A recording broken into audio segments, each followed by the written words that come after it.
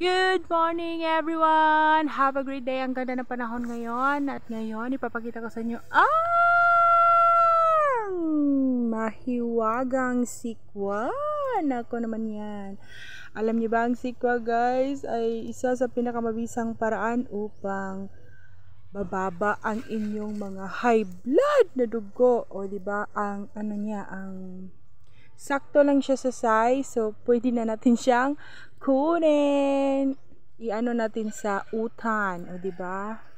Harvest na naman. Ay, ang ganda ng sikwa na to. Fresh from the garden.